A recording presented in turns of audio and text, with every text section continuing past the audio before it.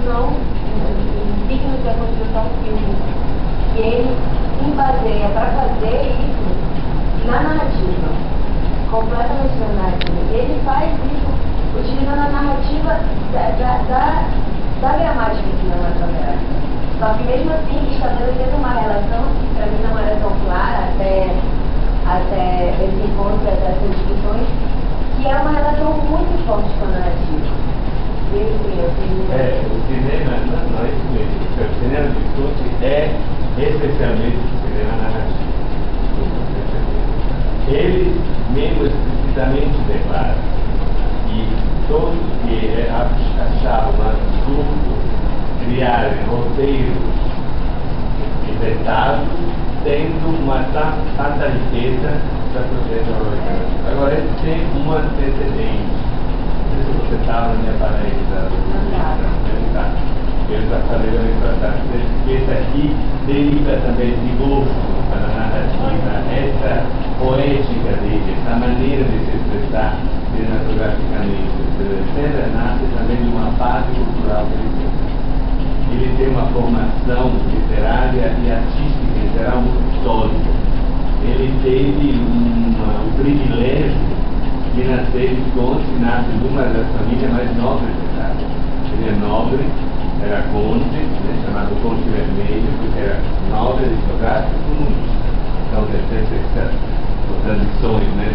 Não, ele tinha coerência. Ele falava, independente da ideologia, eu vou apoiar a minha utopia, o meu desejo é desse tipo de política. Independentemente de quem sou eu, que é nobre, que é rico, que é famoso, etc. Então acompanhará isso até o final dos seus dias, né? Então ele nasceu no berço cultural privilegiado. O avô dele era músico, a mãe ensinava música a ele, o pai tinha uma biblioteca gigantesca, ele com 14 anos já tinha lido Shakespeare, tinha lido todos os clássicos, etc. Mas quindi teve dentro a família dele, o avô dele foi um que construíram um Teatro La Scala de Milano, eles tinham camarote de família, ele amava contar essa história que depois se viu que era falsa, porque naquele dia que ele nasceu dois dias do finados. Ele nasce no 2 de novembro de 1906, né? Faleceu em março de 76, ia completar, né, pouco antes, 6 meses depois de 60 anos. Né? Ele sempre dizia que eu nasci, na hora que eu nasci, porque ele morava no Palácio Serpa, né, que era o palácio da família, era praticamente quase em frente ao Teatro La Scala, né, bem próximo. Então ele disse, no momento que eu nasci, o citário, como é a tela, né, a cortina do Teatro La Scala estava se abrindo para encenar mais uma Traviata di Verdi, entendeu? Na verdade não tinha espetáculo, pode descobrir no dia de 2 de novembro de 1906. Então ele tinha essa ligação muito forte, né, com o melodrama. Eu fiz um estudo da filmografia dele e pincei todos esses elementos ligados ao melodrama em toda a filmografia dele. Na fase chamada neorrealista, erroneamente, na fase realista, em Rock e seus irmãos, e todo tem que faz parte da essência da poética de Visconti. Por isso que eu acho errada toda aquela crítica que, a começar do Leopardo em diante, considerará Visconti um decadente, nem um decadentista, porque tem uma diferença. Decadentista é pertencer a uma determinada estética fim secular. Um decadente é uma pessoa que só vê, né, decadência em volta dele. Na verdade, ele tem a lucidez de acompanhar todo o fim, né, de uma história, fim de uma tradição. E forçosamente ele conta o fim da própria família, da própria tradição a qual ele pertencia, né? Não é por acaso que o Burt Lancaster, como falou Renata outro dia, né, quando ele se inspirar para criar personagens do príncipe de Salina, do Leopardo, ele disse, bom, eu estou perguntando a aristocracia para quê? Aqui é o exemplo que eu tenho, o próprio Visconti. Então se baseia no próprio Visconti, como ele andava, como ele fazia, etc., para poder criar a personagem.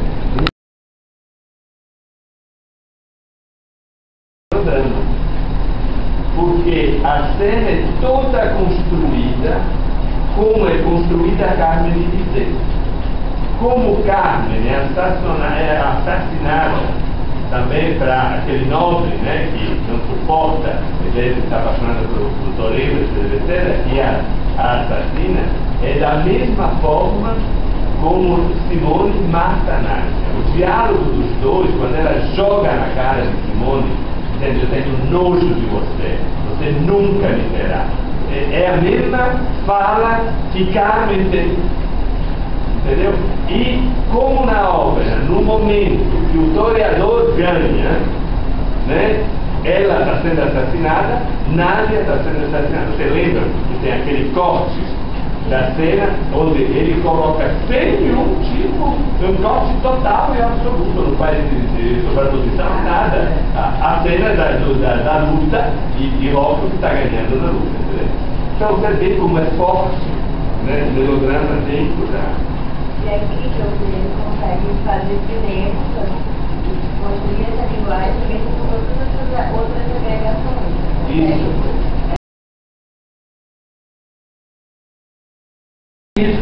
Ele consegue reproduzir. Quem foi o diretor da fotografia foi Alan, que fez todo esse trabalho, né, próprio através de títulos, de lentes, etc., né, essa intervenção direta sobre a cor, e na própria roteiro do escopo foi colocado como devia ser. Infelizmente ele morreu no meio do filme, né, teve um acidente de carro, faleceu, e foi o diretor da fotografia americano que terminou o filme. Entendeu? E fotografia de fotógrafo, foram dois que trabalharam, né? Mas seguiu as indicações, né? Que eram antes, né? E aqui nós temos o beijo de Ares, é o quadro, e aqui é o fotograma do filho. Tá vendo? A própria mão, é tudo, é perfeito, é a própria introdução. E ele faz questão disso. Isso é interessante porque Visconti, ele quando decide, né, quando acha a chave, né, porque eu tenho um depoimento de Pirelli, que era assistente de direção dele nessa época, entendeu? Que conta exatamente essa história, né, que ele de manhã teve um insight que eu já sei como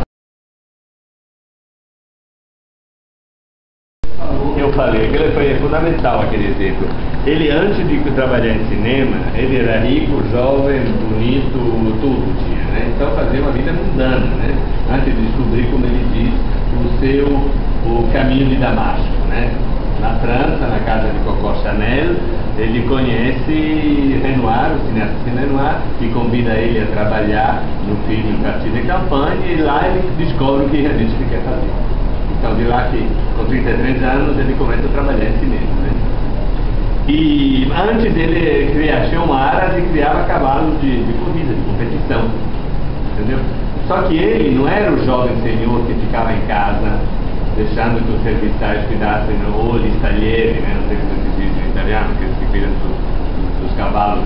Ele levantava às 5 horas da manhã, 6 horas estava no ar, começava tudo. Ele adquiriu uma égua que era de pai e mãe de raça, campeões, etc., mas ela tinha nascido com um defeito na anca, né?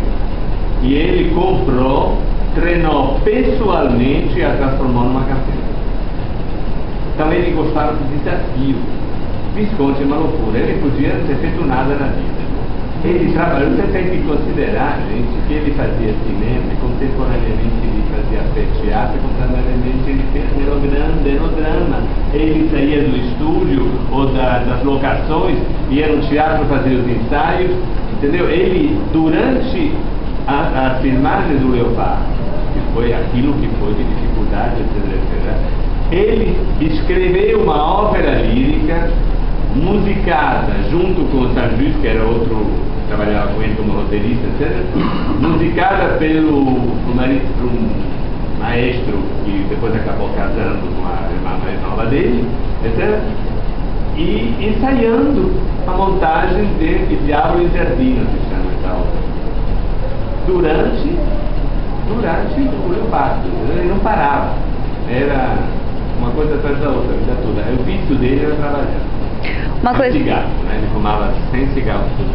Uma coisa que eu estava até explicando aqui pro Herbert, que você pontuou bastante, é o que eu vou levar de riqueza para o meu repertório e depois até expandir e aprofundar, é que ficaram, assim, os dois exemplos que tu destes, o de ontem sobre o que é uma adaptação de compactação. Isso.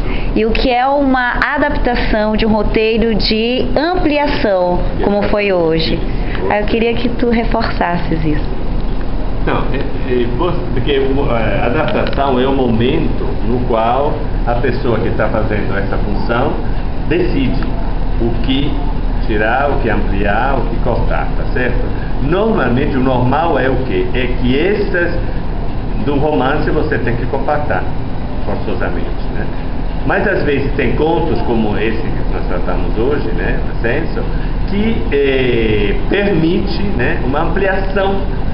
Então tudo que é sugerido, tudo que é considerado, que está nas entrelinhas, aqui se torna explícito, inclusive não só explícito aquele que está nas entrelinhas e sugerido, mas também reforçado por exigência do próprio diretor, que quer aproveitar uma trama que permite a ele expandir também um discurso político, um discurso histórico, né?